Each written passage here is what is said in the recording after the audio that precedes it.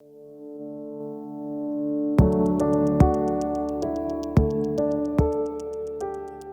far we have discussed the Kitaev chain model. This is a toy model. We had sites and fermion operator of one species of spin. And what we'd like to ask is how to realize this system in real materials. The main difficulty to establish this model is to get rid of the fermion doubling. Usually electrons come in two flavors of spin, spin up and spin down. And the main task that we have is to find how to realize a system that have only one spin flavor, to get rid of this fermion doubling problem. And the key point for realization is three ingredients that we need. One is spin rotation. Usually we treat that by, we realize that by using spin-orbit coupling, but there are other methods.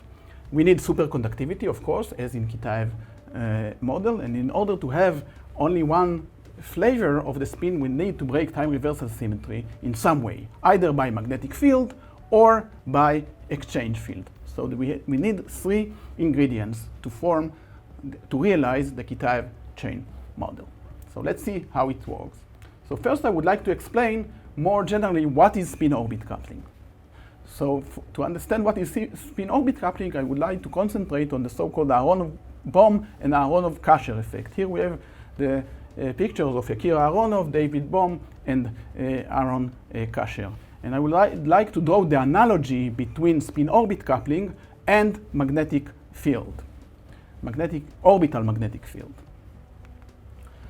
So just let's think about the standard relativistic equation. If I have a neutral particle moving in a velocity v in the presence of electric field, then in its own frame of reference we will have magnetic field.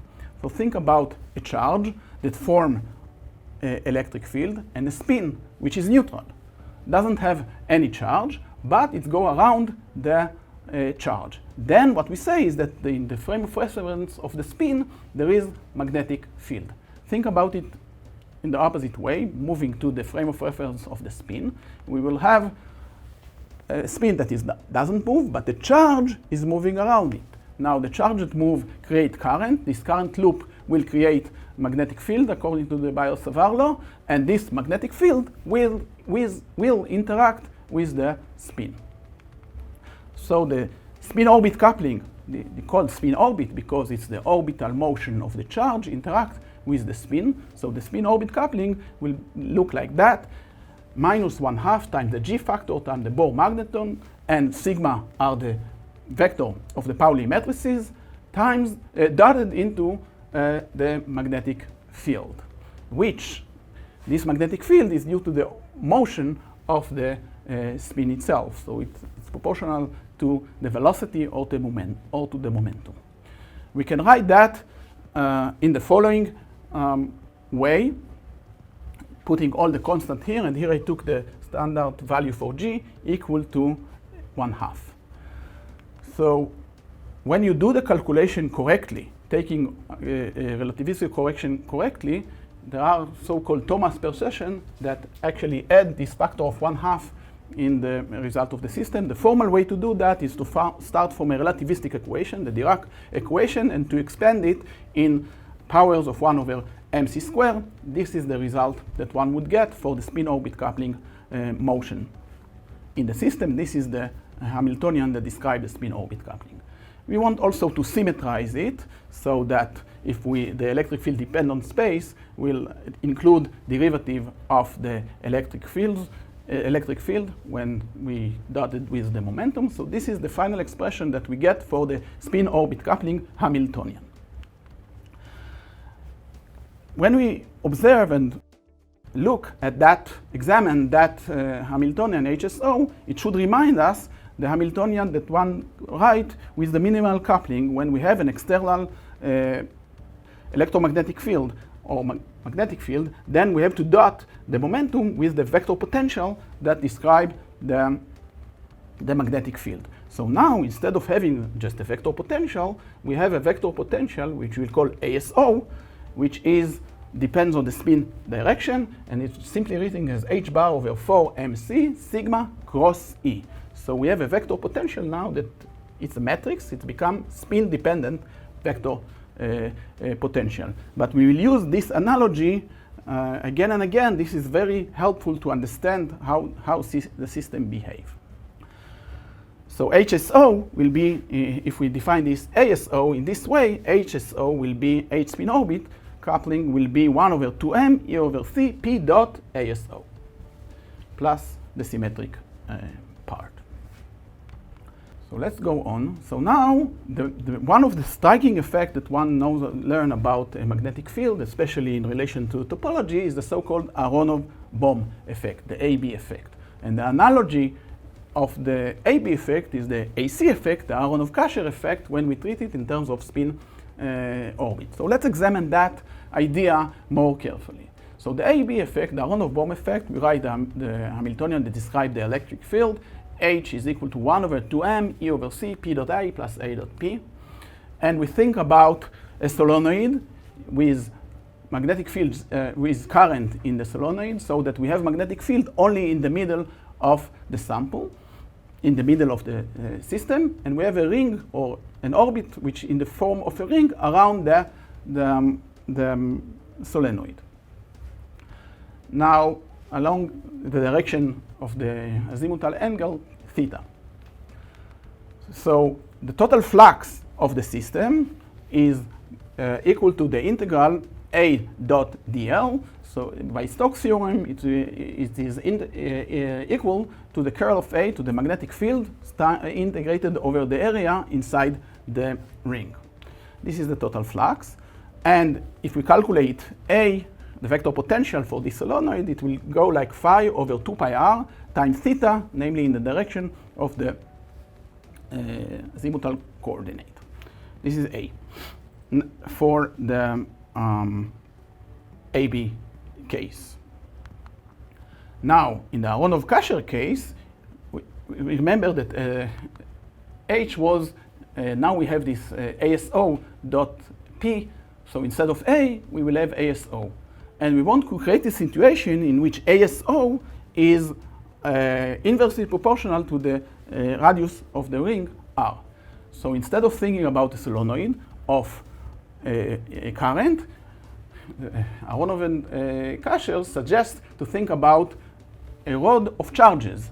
Now, the electric field of each charge is proportional to 1 over r squared, but when I integrate it over all of them, it will be inversely proportional to r, and rho is the density of charges in the system. So this is the result for the electric field of rod of charges. Now, we want to think about the spin going around this rod of charges. So if in the Aronov-Kasher effect we had, in the Aronov-Bohm effect, we have a charge moving around the solenoid which can have current in this direction or in that direction, in the Aronov-Kasher effect, which is somewhat dual to the Aronov-Bohm effect, we will have a spin that can be either up or down going around a rod of charges. We can define phi SO, which is now it's a matrix, not only flux, which is just like in analogy to the Aronov-Bohm effect, it will be the curl of ASO. ASO, I remind you, is H bar over 4mc sigma cross E. So if we follow the directions of the electric field along R direction and the motion of the spin along the azimuthal angle theta, then ASO is given by that value, and phi SO can be written where lambda c, if we denote lambda c being the Compton length here, then phi SO will be given by lambda c times rho times the matrix sigma z. So the electric field in the radial direction, the motion in the theta direction, sigma cross E, give us something in the z direction. Phi SO, instead of being just simple flux, now it's a matrix. So this was the Aronov-Kasher effect and its relation to the Aronov-Bohm effect. Let's see how we use this effect in order to find a situation in which we get rid of this fermion doubling. So the idea is to think about a wire, a one-dimensional wire, which has strong spin orbit coupling, and we put it on a material which eventually will be a superconductor. So the directions, because we put the wire on the substrate, we will have electric field in the z direction. and the spin-orbit coupling direction, the motion is along the x direction, the electric field in the z direction, the effective spin-orbit coupling direction will be in the y direction, and we'll apply later on Zeeman field, magnetic field, which have the Zeeman effect along the x direction. So let's study that slowly. So usually we have, if we apply magnetic field, then instead of P, we'll have P minus A, and that changed the boundary condition for a system in a ring. Namely, the main effect of the magnetic field, magnetic flux in the Aronov bomb case is to shift the momentum. Similarly, that's what we'll have in the system here when we discuss spin-orbit coupling. So let's follow the Hamiltonian that describes the system step by step. First, we write the Hamiltonian of a system with both species of spin, alpha being spin up or spin down, and the spectrum will look like that. This is the momentum K, this is the energy of the system, don't confuse it with the electric field, and spin up in the y direction will be form a parabola, and spin down is just superimposed on that. Now we would like to add the effect of the spin-orbit coupling into the game. So this will be the expression for the Hamiltonian, in the Hamiltonian. So since the electric field is in the z direction, the motion is in the x direction, the spin-orbit coupling relevant direction will be y. So this is why we have a term which is this blue alpha, which describes the strength of the spin-orbit coupling, don't confuse with white alpha, times something in the direction of sigma y. If you Fourier transform that Hamiltonian, it will look like P square over 2m plus alpha P minus mu. Now, it will be plus alpha P if the spin in the y direction is in the plus y direction. If it's in the minus y direction, then it will be minus here. So basically, for spin up, the parabola is shifted in one direction, and for spin down, in the opposite direction. So that is the result of this would be the effect of the spin-orbit coupling in the problem. Simply shifted the parabolas in this way. Now we would like to add the Zeeman field effect, this B in the x direction. So this will be the Hamiltonian that we add into the term. The Zeeman in the s direction, we call it V Zeeman.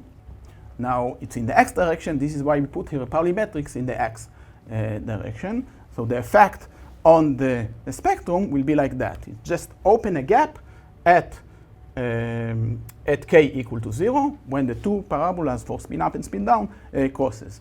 And so the spin for very large plus kx in the first band is up, and for negative kx it's down near 0. It's point in the direction of the magnetic field in sigma x. There k was 0, so the spin-orbit coupling was not effective in splitting the two modes. And now we can tune the chemical potential of the system. So if the chemical potential is here above the gap that is formed by the Zeeman field, nothing really interesting happened. We have still 4 Fermi points. We still, for spin up and for spin up and for spin down and for spin down and for spin up, very similar to the situation without spin orbit coupling. However, when we put the chemical potential inside the gap, like that, then we got rid of these 2 Fermi points. We have only 1 Fermi point for spin up and another one for spin down. So we solve the problem of fermion doubling. We have only one species, one component of the spins, one band of the spin. So this situation, when the motion of the electron is correlated with the spin direction, is called a helical phase. For the spin up, move in the right direction, and spin down, move in the left direction. So that there is a relation between the spin and the direction of motion. All what we have to do now is to put the system in proximity to a superconductor.